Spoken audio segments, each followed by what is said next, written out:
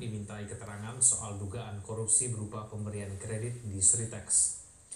Kapus Penkum Kejagung Hardy Siregar mengungkapkan Iwan Kurniawan diaksi karena memiliki jabatan strategis di Sritex. Ia juga menguasai beberapa jabatan di perusahaan lain yang terkait dengan Sritex. Penyidik menilai Iwan Kurniawan Lukminto dianggap mengetahui soal peran 3 tersangka lain dalam perkara ini dan juga mekanisme pengajuan kredit dari Sritex. Kejagung juga mendalami peran Iwan Kurniawan dalam pengajuan kredit dalam kasus ini. Penyidik memastikan semua informasi terkait rasuah pinjaman kredit di Sritex telah didalami dari keterangan saksi tersebut.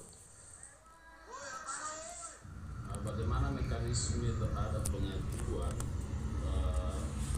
kredit ya, dari PT Sritex kepada bank-bank ya, dalam hal itu bank pemerintah maupun bank daerah ya. Apakah yang bersangkutan misalnya turut menyetujui atau menandatangani terhadap proses pengajuan kredit itu? Siapa-siapa pihak di PT Sritex yang berkompetensi untuk mengajukan kredit. Nah itu semua akan digali oleh penyidik karena tentu kita tahu bahwa peran yang bersangkutan kan sangat penting.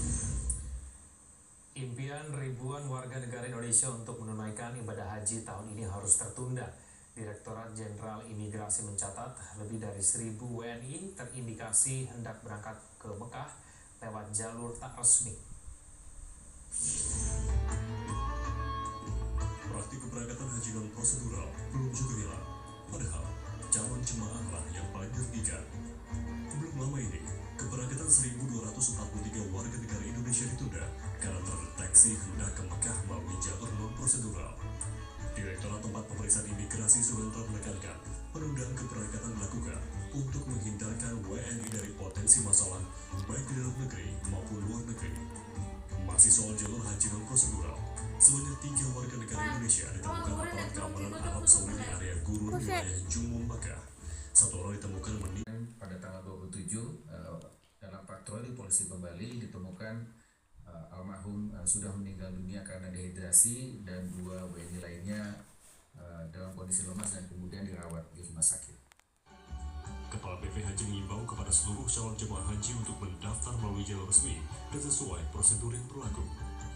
Karena itu saya berharap teman-teman baik sekarang maupun tahun depan ikutlah haji melalui jalur yang sesuai dengan aturan sehingga insya Allah semuanya akan aman, kesehatan aman, kemudian peraturan-peraturan juga aman sehingga menjalankan ibadah haji pun akan